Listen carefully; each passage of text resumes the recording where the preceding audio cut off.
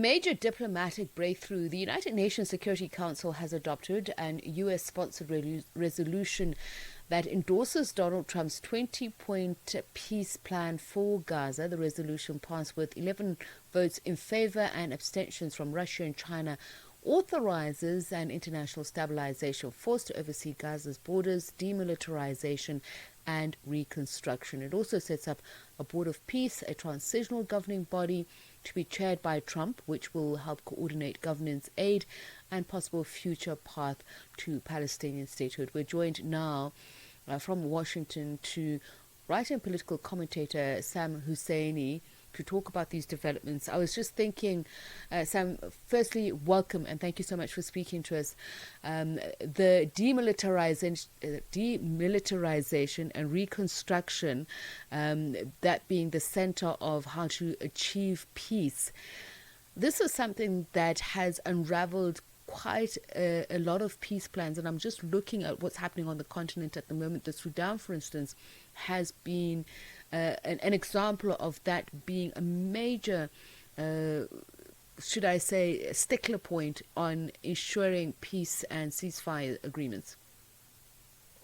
Well, we're not talking about, first of all, we're supposed to be in a ceasefire, but Israel's killing people every day in Gaza, and it's continuing to escalate its attacks in the West Bank. We're not talking about meaningful reconstruction here. Israel is still in full control of over half of the west of Gaza, and they're making moves in that regard to do things there. The disarmament here is simply for Hamas.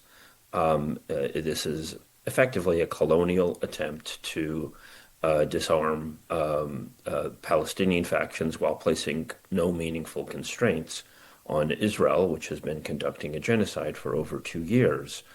So this is a remarkable capitulation by the rest of the UN Security Council.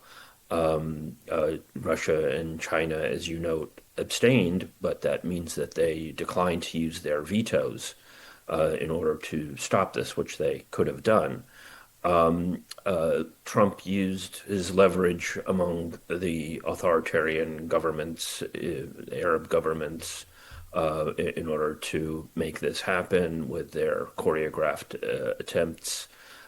This all happened, I should note, after Petro, the leader of Colombia, talked about using Uniting for Peace, whereby the General Assembly can take control of an issue when the Security Council has failed to live up to its responsibilities for peace and security.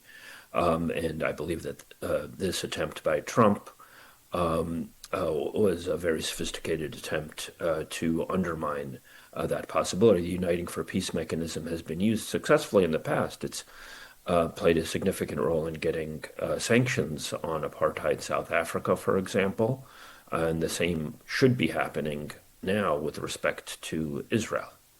And I'm just looking at the detail of the fact that President Trump himself will be heading that governing body, that board of peace, and that is going to help coordinate governance aid and a possible future path to Palestinian statehood.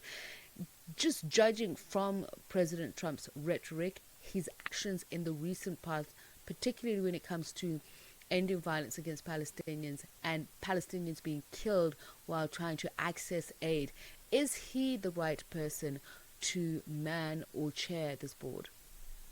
Absolutely not. And the other person who's been named regarding this board is Tony Blair, who's largely responsible for the devastation of the Iraq War, which is, I should note, part of the answer to the question as to where are the Arab regimes. The Arab regimes that could have challenged the U.S. were attacked by the U.S. Iraq, Syria, Libya, and so on. Every Arab government has been decapitated that could challenge U.S. dominance in the region, working hand in glove with Israel. And Trump and his son-in-law Kushner have talked extensively about viewing this as a quote-unquote investment opportunity They're talking about creating a massive surveillance system in Gaza, rather dystopian universe that could portend, the future of a great deal of humanity, because Palestine acts as a laboratory in terms of Israeli surveillance, control, manipulation, and so on, and then they export those dystopian technologies around the world. So this plan, and everyone from Palestinian civil society to the Palestinian armed resistance groups have all denounced this in the strongest terms. So I don't know precisely what these countries that might be involved with this so-called stabilization force are going to expect to happen here. But I think that a main goal is to pretend that Gaza is over, and then to, when this falls apart, pretend that it's because of Palestinian intransigence. But it's notable how we got here. Trump literally attacked shipping by Venezuela and Colombia, the two Latin American countries who are most outspoken. And we have the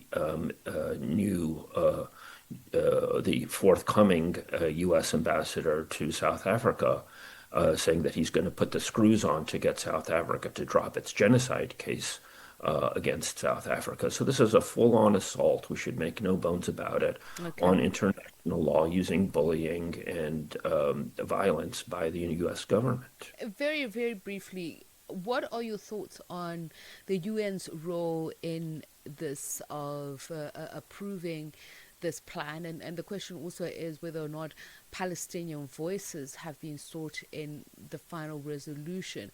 Is the UN being used to pretty much authorize a plan that could have a very dangerous precedent in terms of endorsing diplomatic pressure and geopolitical bargaining?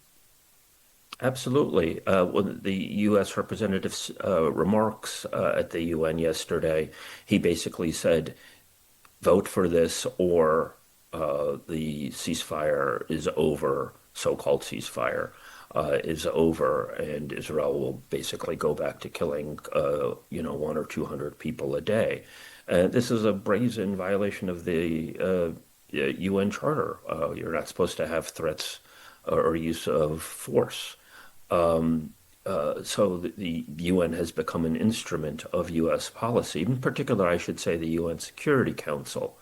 Again, the UN General Assembly could and should assert itself, as it occasionally has in the past. And it's not to totally condemn the entire UN system. You have heroic UN workers on the ground, UNRWA, who were viciously attacked by Israel, tortured into false confessions, prevented from distributing aid to the Palestinians, and so on. So the UN system isn't a monolith. But clearly the United States has succeeded in using the UN Security Council as an instrument of its effectively neo-imperial foreign policy here. Right. Thank you so much for your time. Really appreciate it. Political commentator Sam Husseini speaking to us about what's being called a major diplomatic breakthrough. The UN Security Council adopting a US-sponsored resolution that endorses Donald Trump's 20-point peace plan for Gaza. Channel Africa is evolving, and so are you. Stay connected wherever you are with our brand new website and mobile app. Stream your favorite shows, catch up on African news, culture, and conversations, all at your fingertips. Africa is just a tap away. Your world, your stories, now on the go. Stay connected wherever you are. Visit channelafrica.co.za or download the Channel Africa app today. Channel Africa, the African perspective.